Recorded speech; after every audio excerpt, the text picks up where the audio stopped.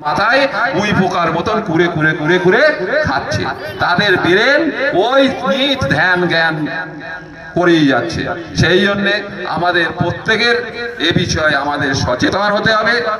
জ্ঞানী গুণী মানুষ যারা আছেন, উপর নেতৃত্ব যারা আছেন, তারা আমাদেরকে যে পথ দেখাবেন, তারা আমাদেরকে যে নির্দেশ দেবেন, তারা আমাদের যে গাইডলাইন মেনে দেবেন বেঁধে দেবে, সেই গাইডলাইন ধরে আমাদেরকে এগিয়ে যেতে হবে। কোন রকমের দল মত নির্বিশেষে, কেউ ফুরফুরা, কেউ তবলিগ, কেউ হেজবুল্লাহ, কেউ আজানগাছি, কেউ লাবোজাবি, কেউ রফাই আদাইন, কেউ ঘড়িপীর, কেউ আরো অনেক কিছু, কেউ বসিরহাট, নানান কিছুর কোন রকমের ভেদ ভেদাত আর থাকবে না। আমার যদি মসজিদ না থাকে, আকীদা কোথায় যাবে? আমার যদি মাদ্রাসা না থাকে, আকীদা কোথায় কি করবেন? আমার যদি খানকা না থাকে, আকীদা কোথায় কি করবেন? আগে আকীদা না, আগে এগুলো অস্তিত্বর লড়াই। এখন আমাদের এইগুলো বাঁচানোর লড়াই এসেছে। যার আজ আকীদা যে যেখানে যে পালন করেন, তার কাছে সেটা ভালো দিয়ে তার কাছে উত্তম।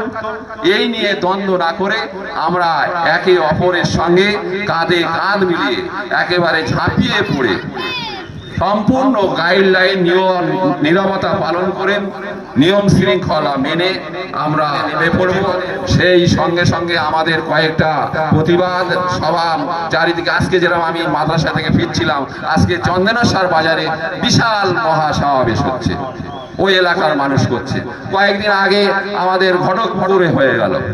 সেই মোতাবেক এই ভগবানপুর, হাতিশালা, জিরেনগাছা, ছয়ানি, কৃষ্ণমাটি, এই তল্লাটে 6 লেন তল্লাটে যেসব গ্রামের বাসিন্দারা, আলেম ওলামা, বুদ্ধিজীবীগণ আছেন, ইমাম সাহেবগণ আছেন, আর আমার সব থেকে বড়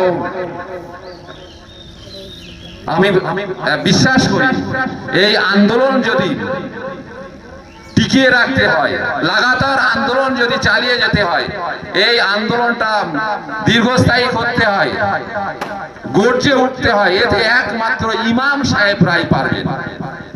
ইমাম সাহেবরা যদি এই লাগাতার এই আন্দোলনটা চালিয়ে যাওয়ার মনোভাবান্ন নেয়, ইনশাআল্লাহ হবেই কামিয়াব। সেই জন্য আমি ইমাম সাহেব এবং আমরা তার অবশ্যই ইমাম সাহেবকে শ্রদ্ধা করি, ভালোবাসি। ইমাম সাহেবদের সঙ্গে আমরা সেটা বলছিলাম, এই তল্লাটের আমরা যারা গ্রামবাসী আছি, আলেম ওলামা আছি, বুদ্ধিজীবী আছি, একটা দিনাক্ষণ ঠিক করা হয়েছে 18ই এপ্রিল শুক্রবার, আজ শুক্রবার, আগামী শুক্রবার।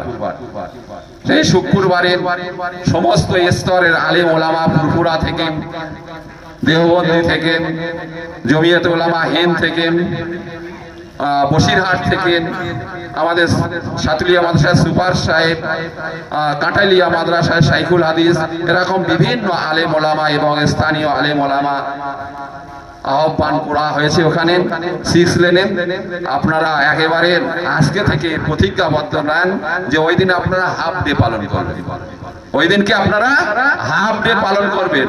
12টা পর্যন্ত রুজি রুটির জন্য আপনারা ঠিক করবেন, আর বিকাল বেলা একেবারে আল্লাহর রাস্তায় ওই দিনকে রুজি রুটি আল্লাহর রাস্তায় সঁপে দিয়ে একদম গ্রাম নিঝাড় করে দিয়ে, উজুলি পুজুলি ড্যাঙ্গর যা যেখানে আমরা আছি, একদম 6 লেনকে অচল করে দেওয়ার একটা মন মানসিকতা এটা নিতে হবে।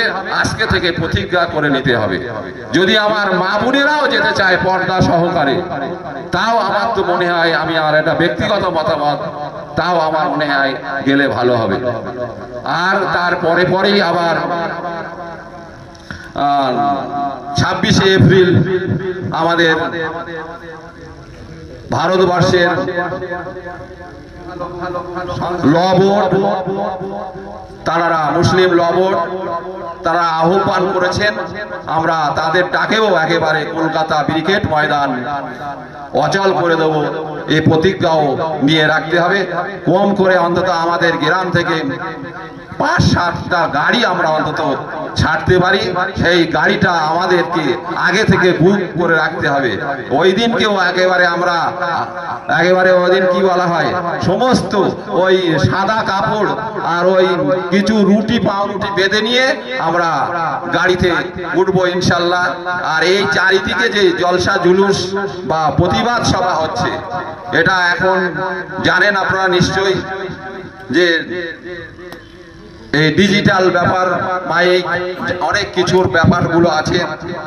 অটো রিক্সা প্রচার হবে, চিপের মাধ্যমে মাইক বাজবে, আরো অনেক অন্যান্য হ্যান্ডবিল ছাপানো হবে, ফেস্টুন থাকবে, নানান কিছু খরচ খরচার ব্যাপার আছে। কোনো দানি ব্যক্তি যদি থেকে থাকেন, এই জিহাদি মনোভাব নিয়ে আপনারা কিছু সাহায্য সহযোগিতাও যদি করতে চান করবেন।